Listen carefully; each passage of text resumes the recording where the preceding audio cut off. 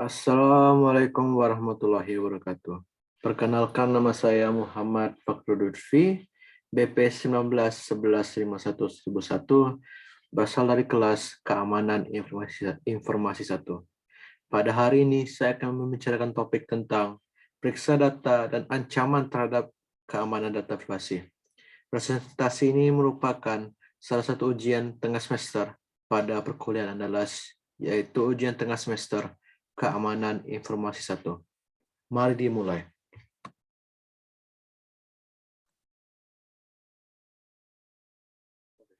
Periksa data. Dalam dunia maya, kita tidak akan mengetahui jika informasi kita sudah bocor atau tidak. Hal ini bisa jadi dikarenakan kelalaian dari kita, atau sistem yang kita gunakan, atau oknum yang ingin melakukan hal kriminal dengan data kita. Maka, banyak di internet ditemukan website bisa digunakan untuk mengecek kebocoran ini. Salah satu website itu merupakan Periksa Data. Periksa Data merupakan website yang dibuat oleh pendiri komunitas ethical hacker yang bernama Teguh Aprianto, di mana situs ini digunakan untuk memberitahukan masyarakat apakah data mereka bocor atau tidak. Penggunaan data periksa. Cara menggunakan website periksa data yaitu dengan memasukkan kita ke website. Kemudian website ini akan memberitahukan kita jika data kita sudah bocor atau tidak. Jika sudah, maka website ini akan memberitahukan data apa saja yang bocor dan memberikan saran supaya data tidak bocor lagi.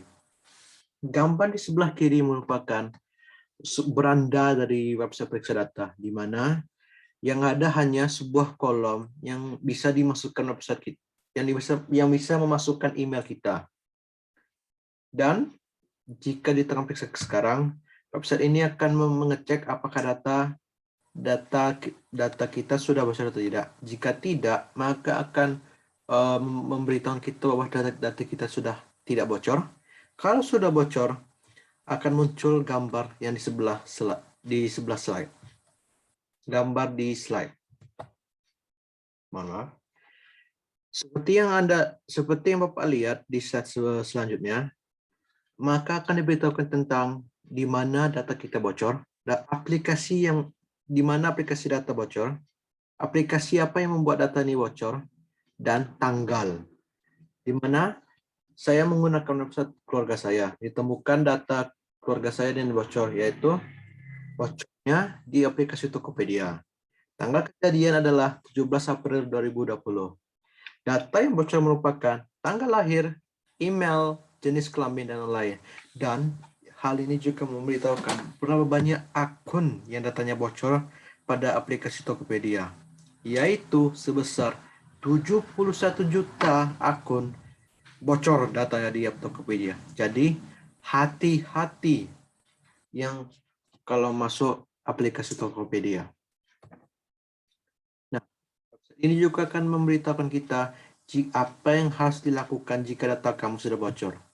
Pertama, segera ganti password yang kamu gunakan. Agar lebih aman, gunakan kombinasi huruf, angka, dan simbol di password yang kamu gunakan. Kedua, aktifkan verifikasi 2 langkah sekarang agar kamu akan memiliki lebih aman. Disarankan menggunakan Authenticator apps dari SMS. Yang ketiga adalah, jika kamu merasa kesulitan untuk mengingat banyak password, kamu bisa menggunakan password manager untuk menyimpan banyak password. Fitur dari periksa data. Fitur dalam periksa data tidak terlalu banyak, hanya main page untuk memasukkan email, untuk memeriksa jika data akun kebocoran, dan mengatasi supaya hal tersebut tidak terulang kembali. Dan tambahan seperti beranda, tentang kebijakan privasi, dan kontak. Manfaat periksa data. Website seperti periksa data memiliki beberapa manfaat seperti website ini memberitahukan akun apakah data pribadi sudah bocor atau tidak. Kedua, website ini memberitahukan hal yang harus dilakukan supaya data pribadi tidak bocor kembali. Kemudian kita masuk kepada topik kedua, yaitu ancaman terhadap keamanan data dan privasi. Semakin bebas dan luas penggunaan internet, maka semakin banyak data yang masuk dan keluar dari internet. oknum bisa menggunakan ini untuk mencuri data-data termasuk data pribadi dari suatu akun. Maka untuk mencegah hal ini terjadi, maka akan dipelajari tentang ancaman terhadap keamanan data dan privasi yang dimulai dari data pribadi itu tersendiri. Data pribadi. Data pribadi merupakan data yang mengidentifikasi kita, hal yang kita miliki seperti rumah, uang, dan lain-lain. Dengan ini, ada beberapa data yang masuk dengan data pribadi, seperti 1. Nama lengkap, 2. NIK, 3. Nomor BPJS, 4. Alamat lengkap, 5. Alamat email, 6. Nomor HP, yang ketujuh adalah alamat IP. Bayangkan alamat IP merupakan alamat lokasi kita, alamat rumah, tapi alamat rumah itu berbentuk kode yang menunjukkan di mana kita sekarang 24/7 dan itu tersebar di internet. Slide selanjutnya. Kebocoran data. Ada beberapa hal yang dapat menyebabkan terjadinya kebocoran data seperti 1. Keamanan VPN atau website yang digunakan tidak sempurna. 2 adalah kelalaian atau human error. Yang ketiga adalah hacker yang meretas suatu server dan mencuri data. 4 adalah malware yang mencuri data kita. Selanjutnya merupakan pencegahan data pribadi. Pada bagian ini diberitahukan hal yang dapat mencegah data pribadi bocor. Pada bagian ini diberitahukan hal yang dapat mencegah data pribadi bocor. Yang pertama adalah mengganti password secara berkala. 2. Membuat password yang rumit. Ketiga adalah menghindari penggunaan aplikasi yang tidak resmi. Yang keempat adalah selalu memperbarui OS baik komputer dan HP ketika update sudah ada, supaya oknum lebih susah memasuki komputer kita. Teknik pengambilan data. Ada beberapa teknik yang digunakan oknum untuk mendapatkan data pribadi. Pertama, menggunakan malware. Kedua, menggunakan scam. Ketiga, menggunakan penipuan pada teleponan HP. Hal ini digunakan yaitu dengan menipu kita. Sebagai contoh, oknum akan menelpon keluarga kita yang akan menjelaskan keluarga kita bahwa kita ini telah lagi di kecelakaan dan hampir mati. Maka oknum ini akan meminta nomor akun ATM. Jangan dilayani oknum tersebut, karena jika dilayani, oknum akan mendapatkan nomor kartu ATM kita dari mulut kita tersendiri. Yang keempat adalah link yang menuju website yang tidak aman. Yang kelima adalah penyebaran informasi satu. Nomor 1, 2, 4, 5 sudah sama. Cara kerjanya adalah akan disebarkan informasi satu atau scam pada aplikasi seperti Facebook, Twitter, dan WA. Pada penyebaran ini akan disematkan sebuah link. Link ini akan menyimpan sebuah malware. Ketika ditekan link ini pada komputer atau laptop, malware akan masuk ke komputer kita, mengambil data kita, dan keluar tanpa dideteksi. Jadi hati-hati jika ada link yang suspicious atau yang link yang bisa menyebabkan bahaya. Selanjutnya adalah kasus pembocoran data pribadi, yaitu adalah game Cyberpunk, Fallout 76, Marvel Avenger IP, dan Twitch. Mari kita pindah kepada internet, new share, dan mari dimulai dari Cyberpunk. Cyberpunk 2077 merupakan sebuah game yang dirilis pada tanggal 10 Desember 2020 dengan skor kritik 86 dan skor kritik 7,71. Skor ini rendah dikarenakan publisher atau publikasi itu banyak menipu, game banyak memiliki error yang banyak, dan game tidak bisa dimainkan pada hari pertama. Hal ini menyebabkan Cyberpunk dan perusahaan yang merilis ini, Cyber Project Red, dihack. Seperti yang diberitahukan pada Twitter, di sini menjelaskan bahwa di mana perusahaan CD Projekt telah telah menjadi sebuah korban dari serangan cyber attack dan mengambil data yang banyak seperti yang dijelaskan yang dijelaskan pada pesan yang ditinggalkan oleh attacker ini. Yang dibaca merupakan "Hello CD Projekt Red, you have been epically pwned. We have dumped full copies of your source code from your Firefox server for Cyberpunk 2077, Witcher 3, Gwen, and unreleased version of Witcher 3. We also dump all the documents relating to accounting, administration, legal, HR, investor, and relation more." Apa yang masuk dari sini adalah hacker telah mengambil source code atau kode sumber dari game yang mereka publikasi seperti kode sumber Cyberpunk 2077, kode sumber Witcher 3, dan kode sumber Gwen, dan kode sumber game yang tidak dirilis dari Witcher 3.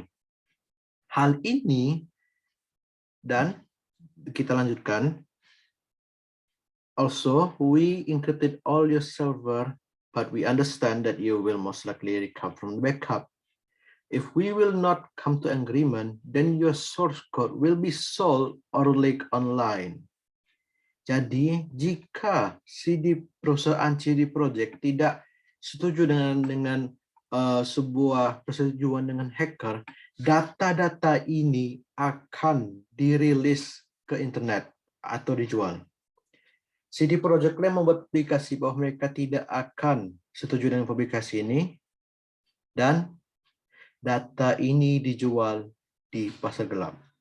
Pada publikasi selanjutnya ditemukan bahwa hacker dari Cyberpunk dan Witcher telah menjual data-data ini di pasar market dengan jutaan dolar.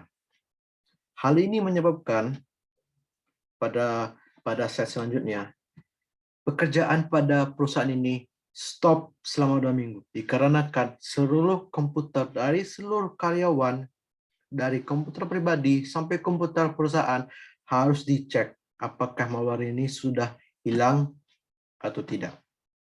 Dan beberapa minggu yang lalu, data ini sudah keluar. Jika kita lihat di YouTube ini, jika kita hapuskan, gambar putih yang buyar ini adalah seluruh data yang dicuri pada hacker.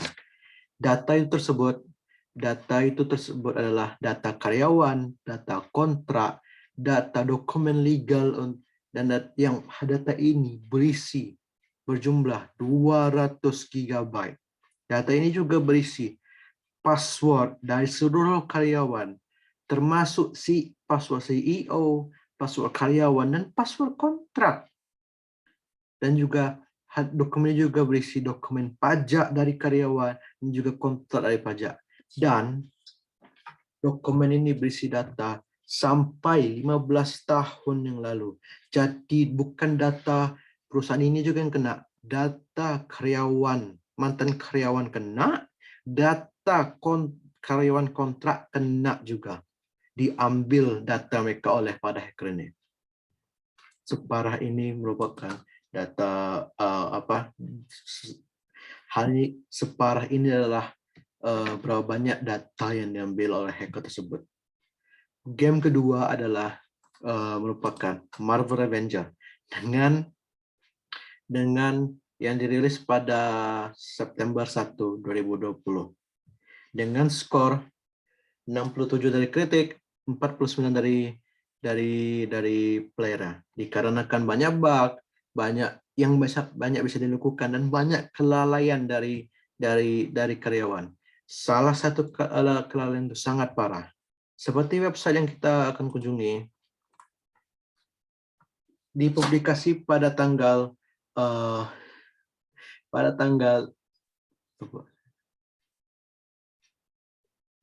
Juni tanggal 22 Juni 2021 ditemukan bahwa jika kita memainkan game ini, akan ada sebuah string yang bernama angka, nama, dan tanggal. String ini merupakan nama kita dan nama kita, dan alamat IP kita. Seperti yang ditunjukkan, penulisnya adalah Mike Fahey. Nama Fahey ada di sini. Dan penulisnya merupakan Mike Fahey. Nama Fahey ada di sini, dan ini merupakan alamat IP dari penulis ini. Alamat IP bocor ke player. Bagi player sendiri tidak apa-apa, karena mereka akan memainkannya ke sendiri. Tapi bagi yang streamer, bagi yang mengestream lagi memainkan ini, alamat IP mereka dan nama mereka akan bocor ke internet. Nah, setelah ini saya akan membicarakan tentang dua lagi, Twitch dan Fallout 76. Saya akan skim karena videonya akan lama. Pada tanggal 6 Oktober 2021, Twitch dihack, di mana kode utama dari Twitch dicuri, diambil, dan user payment dari data-data itu dicuri dengan data sebesar 128 GB pada torrent. Di sini merupakan sebuah pernyataan dari pencuri tersebut. Data-data yang dicuri seperti yang di hijau ini merupakan seluruh histori dari Twitch dari awal mereka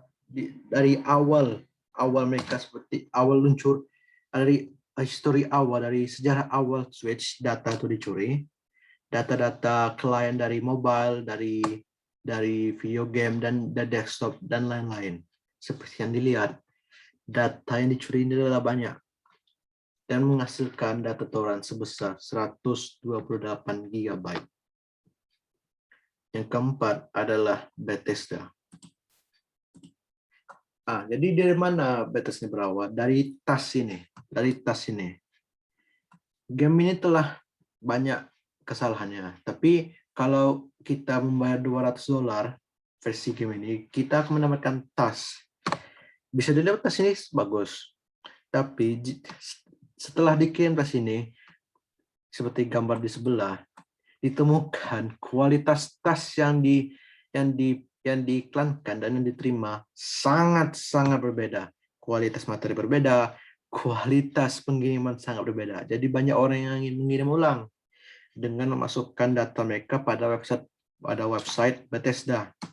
Tetapi seperti yang dilihat pada website ini, judulnya merupakan perusahaan Bethesda tidak sengaja mempublikasi data pribadi dari player Fallout 76.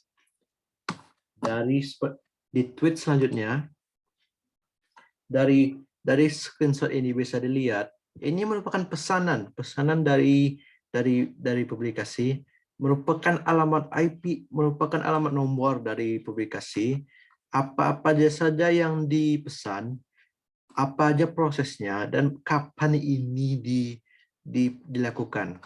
Ada juga tambahan di mana nama, alamat IP, alamat rumah dari player ini bisa diambil, bisa dilihat, dan bisa diubah. Dikarenakan ini website ini ditutup oleh Bethesda sampai masalah ini telah selesai. Berikut merupakan adalah akhir dari contoh-contohnya. Mari kembali lagi kepada bagian dari PowerPoint. Share dan balik. Slide selanjutnya. Pada bagian ini kita akan membicarakan tentang hukum dan undang-undang tentang keamanan privasi. Ada beberapa banyak. Yang pertama adalah Pasal 1 Angka 1 Nomor 20 Tahun 2016 menyatakan data pribadi adalah data perseorangan tertentu yang disimpan, dirawat, dan dijaga kebenarannya serta dilindungi kerahasiaannya. Yang kedua adalah Pasal 28 huruf J ayat 1 UUD Negara Republik Indonesia tahun 1945 menyatakan setiap orang berhak atas perlindungan diri pribadi, keluarga, kehormatan, martabat, dan harta benda yang di bawah kekuasaannya. serta berhak atas rasa aman dan pelindungan dari ancaman ketakutan untuk berbuat atau tidak berbuat sesuatu yang merupakan hak asasi. Yang ketiga merupakan pasal 21 ayat 1 Undang-Undang Nomor 19 tahun 2016 yang menyatakan kecuali ditentukan lain oleh peraturan perundang-undangan, penggunaan setiap informasi melalui media elektronik yang menyangkut data pribadi seseorang harus dilakukan atas persetujuan orang yang bersangkutan.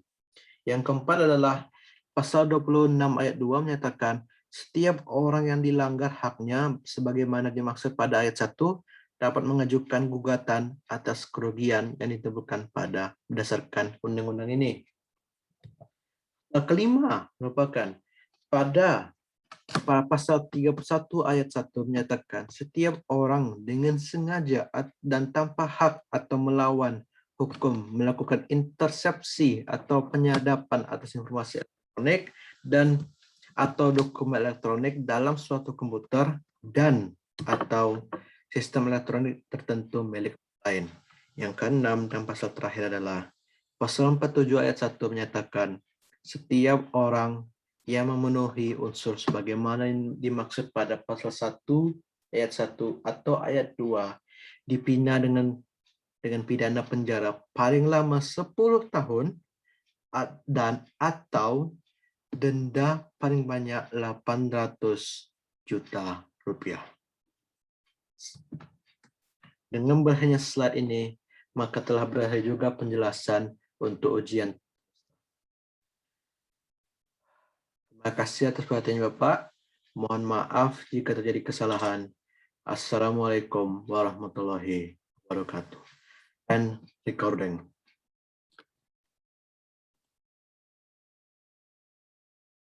Terima kasih Bapak telah membuat